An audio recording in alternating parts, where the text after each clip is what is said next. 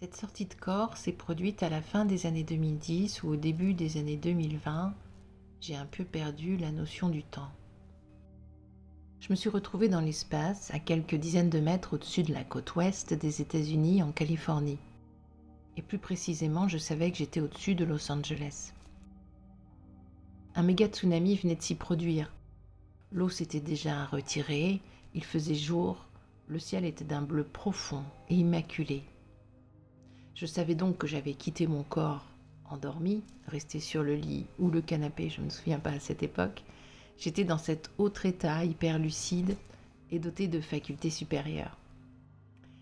Par facultés supérieures, j'entends par exemple la capacité à connaître les données d'une situation simplement en les observant, ou de connaître la qualité et les intentions d'un être en le sondant avec son esprit.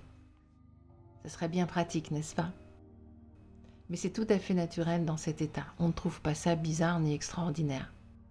Les informations nous imprègnent de façon directe et simultanée.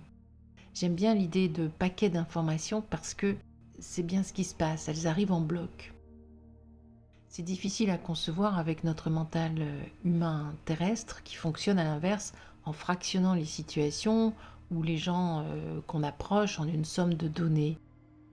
On recueille ces données, on les nomme, on les agence, on les associe, on les classifie, et même si ça va très vite, ensuite on interprète et on juge en comparant à ce qu'on connaît, ce qu'on a déjà en mémoire, à ce qu'on aime, ce qu'on n'aime pas, ce qu'on espère, ce qu'on redoute, ce qui introduit d'ailleurs toutes sortes de distorsions.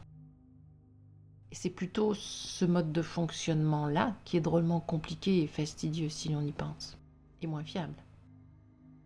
Mais si l'on est vraiment attentif, on s'aperçoit qu'en fait, les facultés supérieures de nos corps conscience plus subtils opèrent déjà dans notre vie. Par exemple, on s'est tous dit un jour en pénétrant un lieu qu'on s'y sentait bien, ou à l'inverse qu'on ne sentait pas telle personne, ou qu'on ne sentait pas tel projet. En fait, cette espèce de façon de dire sentir, pas sentir, ça exprime cette faculté supérieure qui est de capter d'un seul coup l'ensemble d'un concept, d'une situation ou d'une personne. Seulement, ce type de perception en bloc, qu'on appelle l'intuition, est rapidement éclipsé par l'activité mentale analytique, binaire, à laquelle on est beaucoup plus coutumier et qui en plus est très valorisée dans notre société. On l'assimile à la raison ou à la rationalité. Alors, il ne s'agit pas de privilégier l'un ou l'autre, mais on pourrait effectivement davantage développer ce qu'on appelle l'intuition. Et d'ailleurs, imaginez ce qui se passerait dans nos sociétés si l'humanité intégrait peu à peu ses facultés supérieures.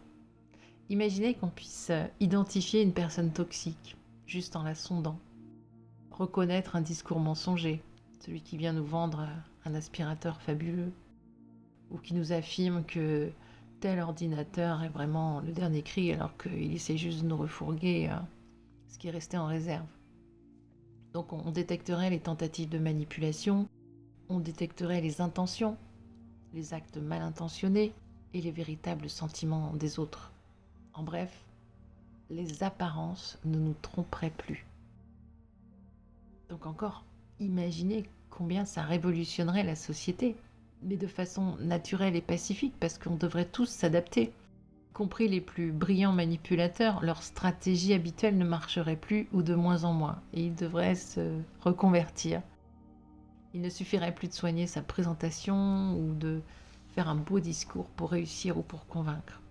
Il s'agirait de soigner ce qu'on est en vérité, ce qu'on vibre, ce que sentent les animaux du reste, ou les petits-enfants. Je me doute que certains trouvent cette projection utopique, je le comprends, mais personnellement, pour avoir si souvent expérimenté ces facultés en astral, et j'ai fini par les trouver normales et à m'y ouvrir davantage dans la vie courante. Comme disait le physicien Paul Langevin, Langevin, le concret est de l'abstrait rendu familier par l'usage. J'adore cette phrase. Elle mérite d'être méditée. Le concret est de l'abstrait rendu familier par l'usage. Et d'ailleurs, pourquoi nous serait-il impossible d'intégrer des facultés qui font déjà partie de notre être? Parce qu'évidemment, je ne suis pas la seule à avoir des véhicules de conscience plus subtils. Nous les avons tous. Nous sommes ces êtres multidimensionnels, comme des poupées gigognes intriquées les unes dans les autres, et chacune a sa plage fréquentielle. Ma seule originalité est de me rappeler certaines incursions dans mes autres poupées. Ce n'est peut-être pas courant, mais ce n'est pas rare pour autant. Et d'ailleurs, je suis sûre qu'il y a beaucoup plus de gens qu'on ne croit qui font ce type d'expérience et qui, comme moi, se taisent ou se sont tus ou se tairont pendant des dizaines d'années. Et puis, il y a ces millions de personnes, peut-être des dizaines de millions, je ne sais pas, qui ont vécu des expériences de décorporation comparables au cours d'expériences de mort imminente, EMI ou NDE en anglais. Les facultés de leur corps subtil, une fois affranchies des limitations de l'enveloppe physique, sont tout à fait similaires à celles que j'ai vécues et que je décris de façon plus exhaustive dans mon livre à travers les aventures de l'héroïne Lana. Ce sont toujours les mêmes facultés, d'où que viennent les expérienceurs, comme les appellent les anglo-saxons, quelle que soit leur culture, leur âge, leur profession, leur religion ou leur athéisme, ce sont toujours les mêmes facultés. Et ça exclut l'hypothèse d'un délire ou d'une hallucination. Mais j'irai plus loin pour englober tout le monde. Parce qu'actuellement, nous vivons une époque où des tas de choses sont en train d'être dévoilées. Je pense que tout un chacun peut s'en rendre compte. Ce grand dévoilement est le sens même du mot apocalypse. Et les épreuves qui l'accompagnent sont les fameuses tribulations. Ce vaste déballage, qui n'en est qu'à ses débuts, je le crains, donne le sentiment que le monde est de plus en plus noir et chaotique. Or, ce qui se dévoile était déjà là, par définition. C'était seulement caché, rationalisé, joliment maquillé ou bien emballé, si bien qu'on n'y voyait que du feu.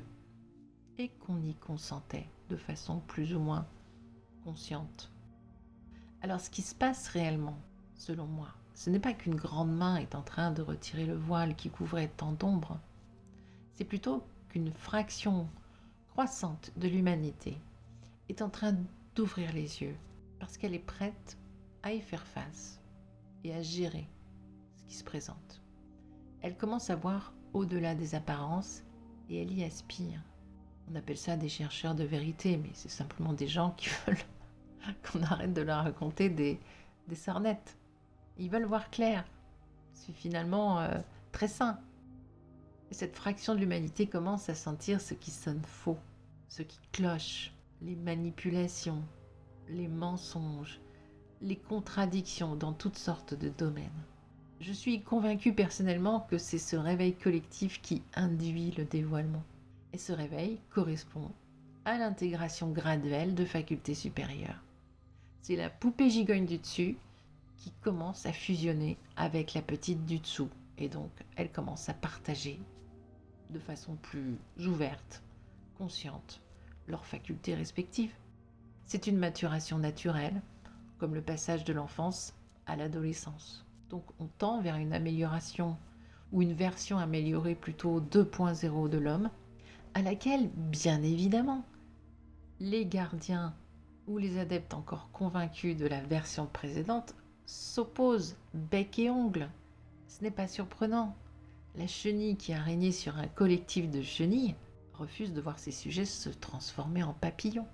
Donc, les gens qui sont dans cette mouvance font au contraire tout leur possible pour empêcher la petite poupée gigogne de fusionner avec la grande et pour la tirer vers le bas, s'il pouvait y en avoir une encore en dessous.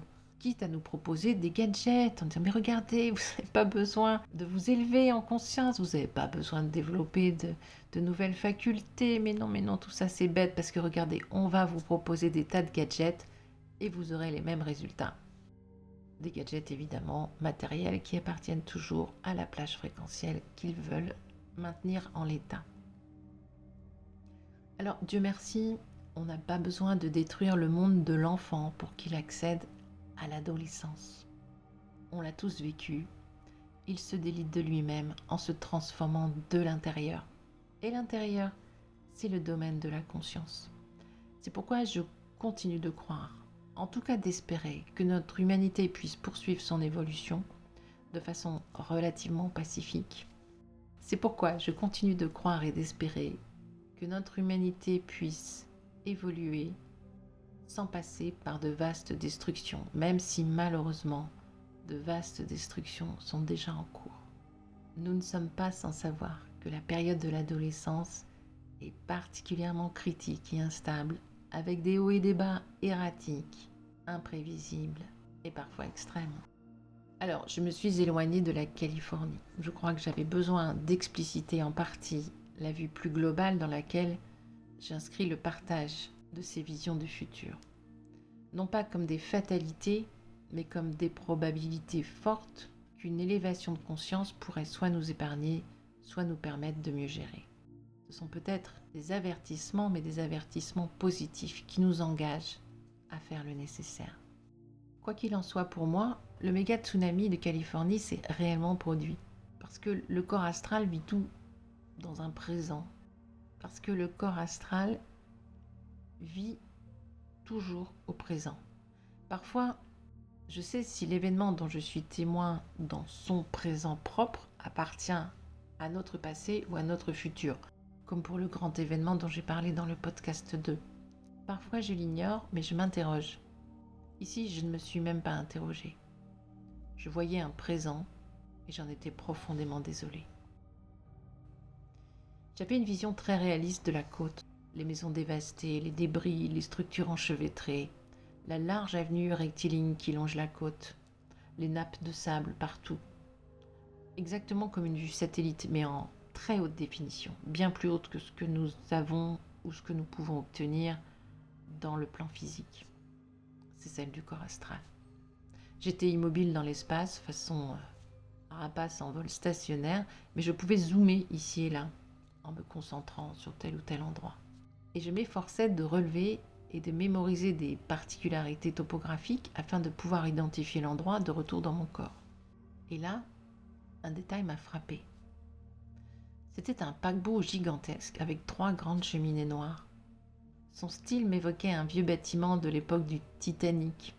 Je ne savais pas que ce genre de paquebot existait encore. Il était couché sur le flanc. La puissance du tsunami l'avait soulevé et déposé de l'autre côté de l'avenue sur les maisons pulvérisées. En me concentrant sur lui, j'ai su qu'il ne naviguait plus depuis de nombreuses années et qu'il était à quai, où il était utilisé comme un restaurant.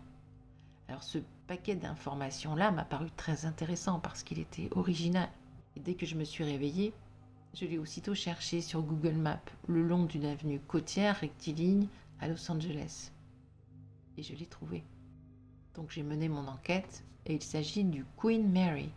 En fait, il est ancré à quai à Long Beach, qui est une ville qui fait partie du comté de Los Angeles, mais qui est collée juste au nord. Et effectivement, ce paquebot ne navigue plus. Il est utilisé comme hôtel-restaurant depuis 1972. Ce type de recoupement me confirme que j'ai été témoin d'une réalité terrestre. Mais comme je le disais, et je le répète, j'ignore si elle appartient à un futur hautement probable, ou qui sait, à une réalité parallèle sur une autre ligne temporelle. Je tenais à partager cette expérience particulièrement à cause de ce qui m'a envahi en contemplant le désastre qui avait fait des milliers de victimes. Je me suis dit, quelle tristesse! Ils ont pourtant eu de nombreux signes annonciateurs, mais ils ne les ont pas écoutés. Ce n'était pas une tristesse humaine comme on en éprouve ici. Elle était beaucoup plus vaste, profonde, compassionnelle et paradoxalement sereine. Je ne pourrais pas expliquer ce type de sentiment. Parce qu'en même temps, je reconnaissais que ces êtres avaient choisi de quitter la partie de cette manière. Et de ce point de vue, il n'y avait aucun drame, puisque la mort n'est pas une fin, juste un passage. Alors ce que je veux souligner ici, c'est que s'il doit se produire un méga tsunami en Californie, il sera précédé de plusieurs avertissements suffisamment marquants et explicites pour être compris. Malheureusement, j'ignore tout à fait lesquels. La suite relève du libre arbitre de chacun. Voilà pour ce podcast. Dans l'attente, je vous souhaite d'être protégé et inspiré à chaque pas. Prenez bien soin de vous et de tout ce qui vous entoure.